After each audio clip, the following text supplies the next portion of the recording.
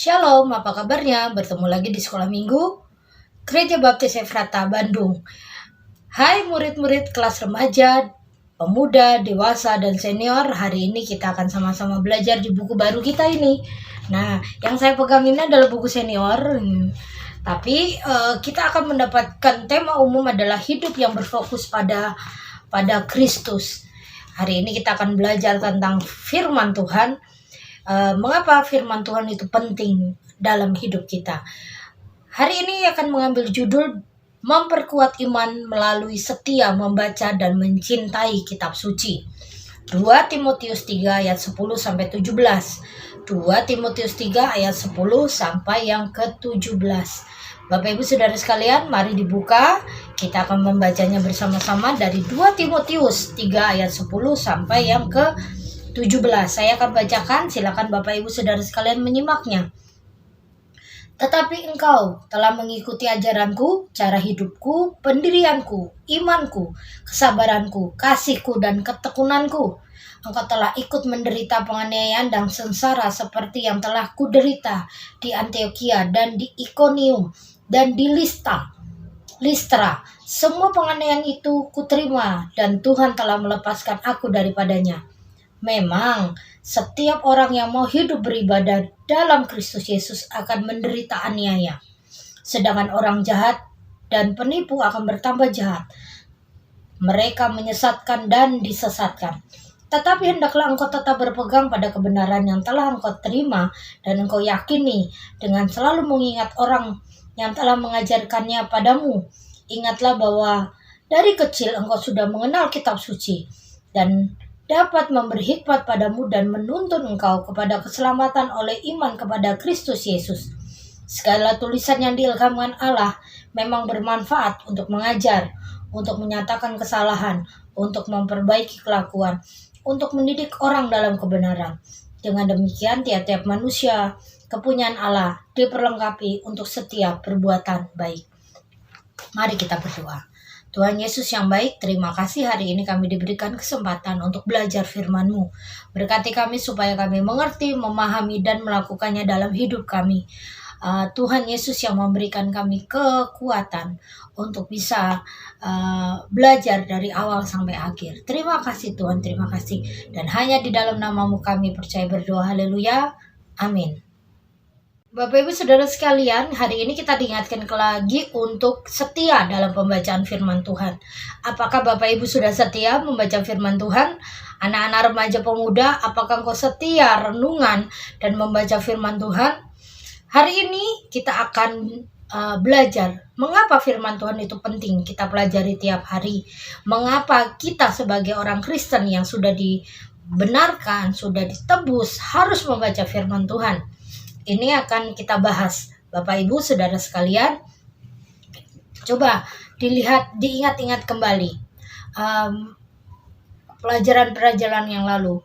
Kita belajar tentang gereja, kita belajar tentang iman, kita belajar tentang kesaksian. Nah, dasar dari semuanya itu sebenarnya adalah firman Tuhan. Mengapa saya bisa berkatakan gitu? Saya ingin cari satu gambaran. Waktu Bapak Ibu Saudara sekalian membeli alat elektronik, misalnya membeli mesin cuci.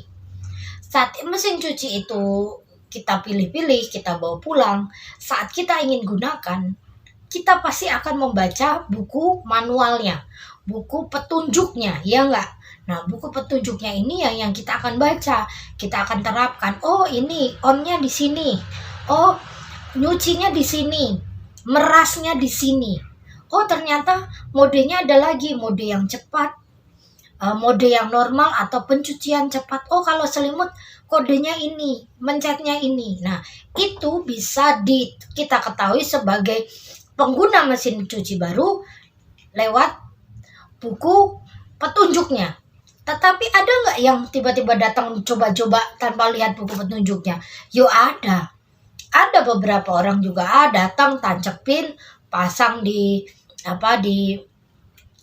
keran airnya, set, merasa bahwa bisa jago gitu kan. Pencet, loh kok nggak nyala, pencet, oh nyala, tapi fungsinya tidak benar. Mengapa buku petunjuk itu penting? Supaya kita bisa menjalankan mesin cuci itu dengan benar dan mesin itu tidak rusak. Jadi kita harus mengikuti petunjuknya. Oh, larangannya apa ini? Oh, saat memasukkan baju di mesin cuci, coba dicek dulu bajunya. Apakah ada koin, peniti, atau benda-benda tajam yang lain yang kecil-kecil. Itu akan merusak fungsi mesin cuci itu sendiri. Tapi kalau kita mengabaikan itu semua, asal masuk aja. Misalnya muatannya 7 kilo, kita masukin 15 kilo. Nanggung nyuci 2 kali, hambur air, hambur listrik, masukin Kira-kira mesin cucinya awet itu? Tidak. Tentu tidak. Makanya buku petunjuk itu sangat penting. Sebelum kita mengoperasikan mesin cuci, kita harus tahu dulu larangannya, bagaimana harus menempatkannya, bagaimana kita menggunakannya, perawatannya bagaimana, kita harus tahu seperti itu. Nah, begitu juga dengan firman Tuhan. Alkitab kita ini isinya firman Tuhan. Firman Tuhan ini menjadi petunjuk bagi kita untuk hidup benar di dunia yang penuh dengan kejahatan. Kalau kita baca di 2 Timotius 3 ayat 1-9 ini, dia digambarkan dengan kehidupan di akhir zaman. Bagaimana kejahatan begitu rupa. Akhir zaman itu bagaimana seseorang anak durhaka pada orang tuanya, bagaimana kejahatan begitu merajalela di mana-mana. Tetapi di pasal 3 ini akhirnya ditutup dengan firman Tuhan. Firman Tuhan itu bermanfaat untuk ini gitu kan. Mengapa? Karena firman Tuhan itu petunjuk, buku petunjuk kita untuk hidup di dunia ini, supaya kita tidak jatuh dalam permasalahan yang besar. Tidak sesuka-sukanya sendiri. Ini adalah firman petunjuk hidup kita. Bagaimana kita harus berdoa, bagaimana kita harus menghadapi orang yang benci pada kita, bagaimana saat kita menghadapi ujian cobaan dalam kehidupan ini, bagaimana kalau kita sakit, sikap kita harus bagaimana, saat iman kita goyah, kita harus bagaimana, saat kita ingin menghadapi pemerintahan, sikap kita pada pemerintahan bagaimana. Lengkap Bapak Ibu Saudara sekalian. Bahkan saya dulu latar belakangnya peternakan, saya sangat terpesona dan kaget tentang firman Tuhan ini waktu Yakub itu kan di rumahnya pamannya. Nah, waktu di rumahnya pamannya dia beda mana yang belang-belang, mana yang nggak belang-belang gitu kan ya. Dia mengasih salah satu daun apa gitu. Jadinya anaknya tuh belang-belang, ada anaknya yang nggak belang-belang gitu kan, anak dombanya gitu kan. Waktu saya wah ternyata di mana di Alkitab juga diterangkan tentang peternakan. Diterangkan juga tentang cuaca gitu kan.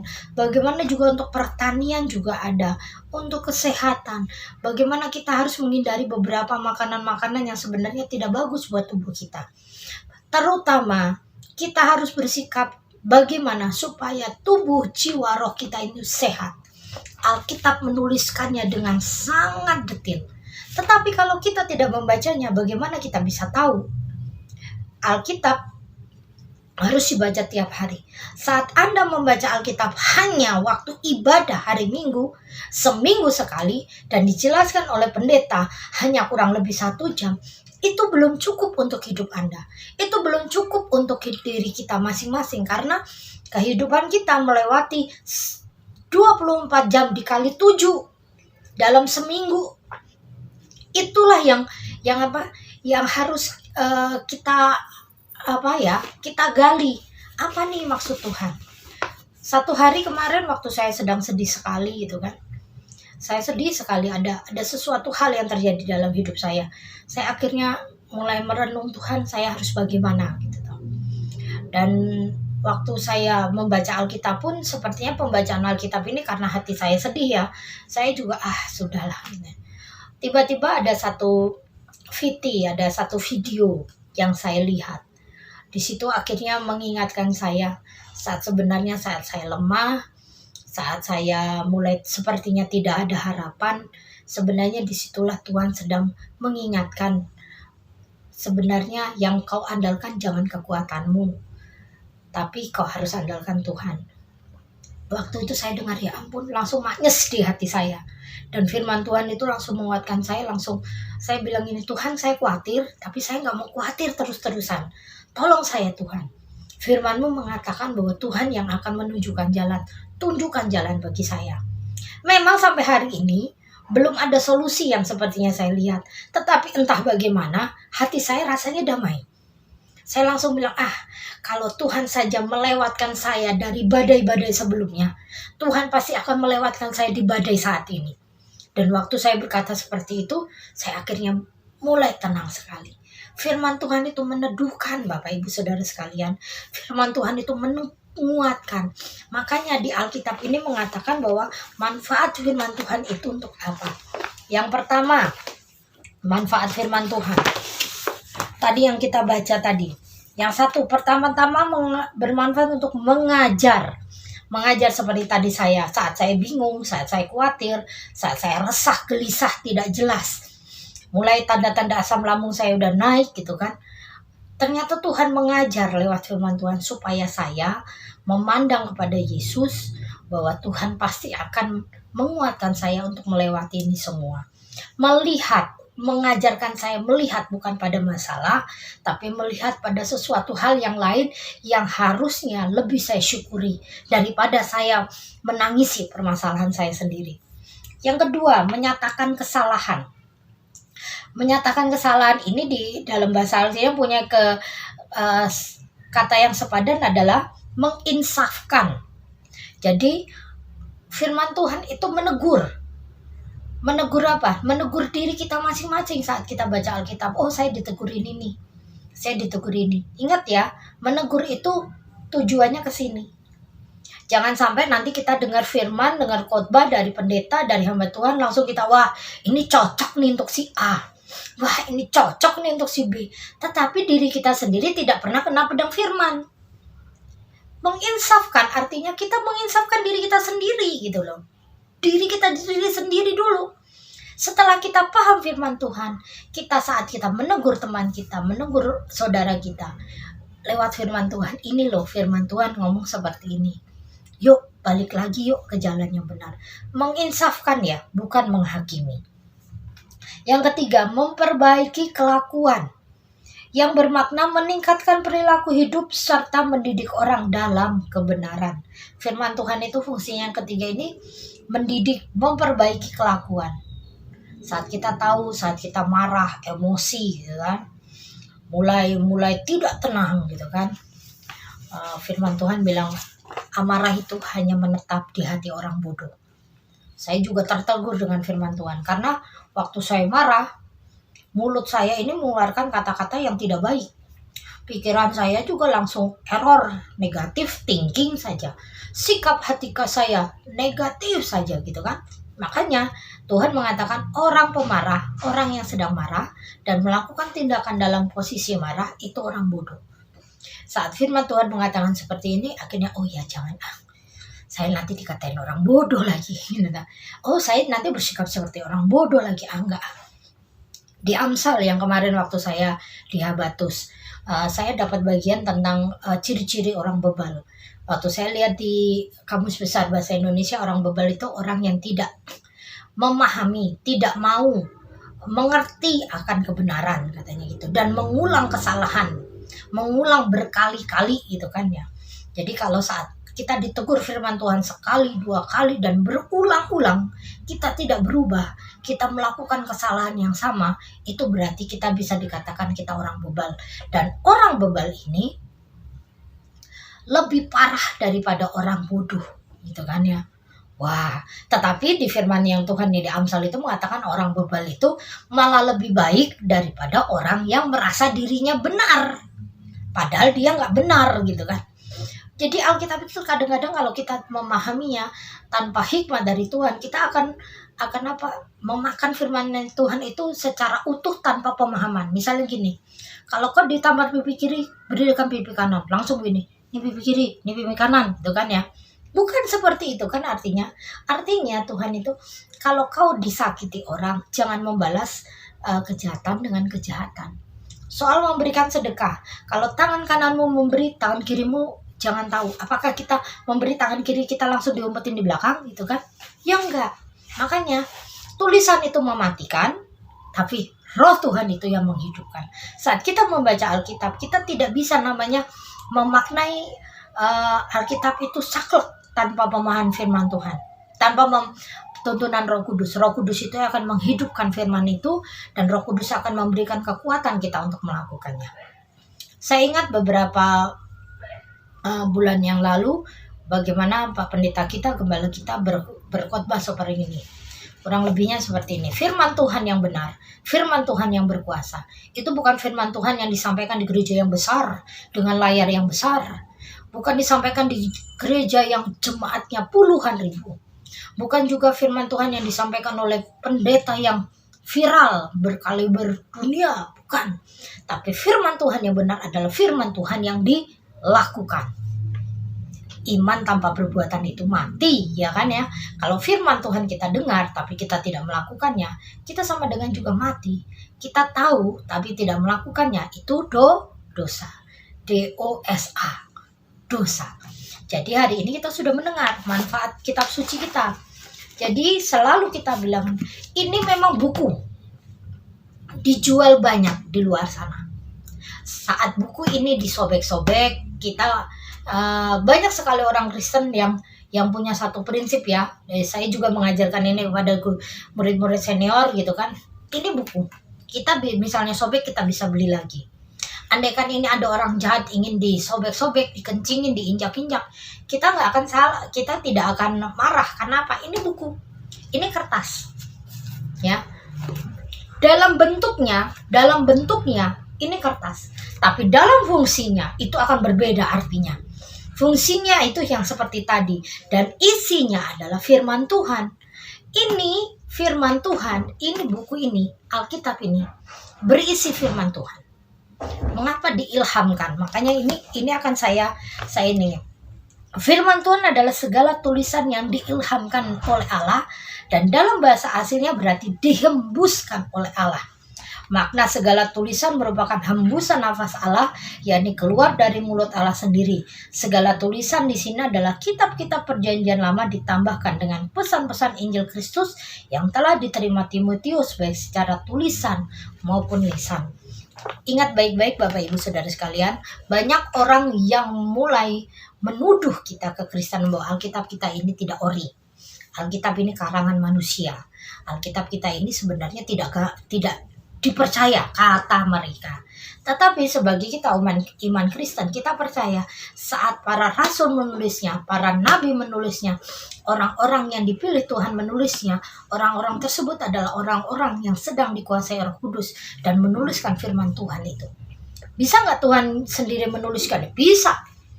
Dua loh batu pertama kali yang dituliskan oleh siapa? Oleh Tuhan sendiri. Dituliskan oleh tangan Tuhan sendiri. Tuhan bisa. Tetapi Tuhan ingin memakai anak-anaknya yang sudah dipilihnya untuk menjadi berkat bagi orang lain. Dipilihnya, dikuasai oleh Roh Kudusnya, dan menuliskan firman Tuhan ini. Dan sampai saat ini kita baca. Jadi firman Tuhan itu bukan tulisan ini, bukan buku ini, tapi isinya. Saya berharap Bapak Ibu tidak salah paham dengan ucapan saya. Ini buku, ini Alkitab. Dan buku ini bisa kita beli di toko buku Kristen manapun. Tetapi isinya inilah yang mengubahkan hidup kita. Bukan bukunya yang mengubahkan, bukan. Tetapi firman Tuhan, isi firman Tuhan inilah yang mengubahkan, yang menguatkan, yang meneguhkan hidup kita. Jadi Bapak Ibu Saudara sekalian, tidak boleh mensakralkan buku ini, bukan. Tapi kita mengkultuskan Tuhan kita. Firman Tuhan mengatakan ini kita harus mengasihi, ya, kita mengasihi. Coba Bapak Ibu lihat Alkitab saya ini. Alkitab saya ini sudah rusak ini. Sampai lepas ini. Tahun berapa ya ini ya? Saya lihat ini. Sebentar. Tahun 2000. Wah, sekarang udah tahun 2023. Udah 23 tahun. Sampai lepas-lepas ini buku nilai Alkitab saya udah lepas-lepas dulu waktu saya di STT. Ini sempat kerendam. Wah, saya sedih sekali, kerendam gitu kan. Terus akhirnya saya setrika satu-satu. Bukan karena saya mengkhususkan, karena satu-satunya Alkitab saya ini gitu kan. Nah, waktu itu sampai hari ini pun masih banyak coretan-coretannya, masih banyak tanda-tandanya, selempit-selempitan Alkitab. Kenapa? Karena memori saya ini memang nggak gampang mengingat, jadi saya memberikan tanda-tanda di Alkitab saya ini. Dan ini menjadi satu kenang-kenangan buat saya saat saya berjuang untuk mengenal Tuhan. Alkitab ini menemani saya, menjadi rekan saya belajar kebenaran firman Tuhan. Jadi bukan saya kultuskan, bukan gitu. Apalagi sekarang ada terjemahan 2 ya. Ini Alkitab sudah sangat ketinggalan sekali, tetapi saya sangat bersyukur lewat ada Alkitab ini kita belajar, membantu kita untuk belajar firman Tuhan. Jadi hari ini Bapak Ibu Saudara sekalian, bila kita lihat ada orang yang menginjak-injak Alkitab, meludahi mungkin kan, bahkan dulu ada orang yang sangat ekstrim membakarnya, apakah kita marah? Tidak. Itu dibakar, kita beli lagi. Yang terpenting bukan bentuk fisiknya, tapi isinya. Dan isinya itu menetap di hati kita. Dan terutama akan hidup saat kita melakukannya. Paham Bapak Ibu Saudara sekalian? Saya berharap Bapak Ibu sekarang mencintai firman. Mencintai bagaimana kita menghidupi firman itu sendiri. Jadi jangan hanya datang ke Tuhan, membaca firman Tuhan saat terdesak dan punya masalah, tetapi menghidupi firman dan melakukannya setiap hari. Hendaklah engkau menjadi pelaku firman, bukan hanya pendengar saja, ya kan? Firman Tuhan mengatakan seperti itu. Saya berharap Bapak Ibu Saudara sekalian menjadi pelaku firman yang luar biasa, hebat, dan menjadi hidup yang dihadapi Bapak Ibu akan lebih mudah saat bersama Tuhan. Kita tutup Alkitab kita berdoa. Terima kasih Tuhan Yesus untuk segala anugerah-Mu, berkat dan Tuhan berikan pada kami. Terima kasih Tuhan, terima kasih. Kau sungguh baik, teramat baik. Dan pagi hari ini mohon Tuhan berkati murid remaja, pemuda, dewasa, dan senior, sehingga mereka diberikan kecintaan untuk menjaga firman Tuhan. Dorongan terus melakukan firman Tuhan, sehingga firman Tuhan hidup, menetap, berbuah-buah dalam hidup Bapak Ibu Saudara sekalian saat ini yang menonton tayangan ini. Terima kasih Tuhan, terima kasih. Dan hanya di dalam nama Yesus kami percaya berdoa, haleluya, amin. Sampai bertemu lagi di sekolah minggu. Tuhan Yesus memberkati.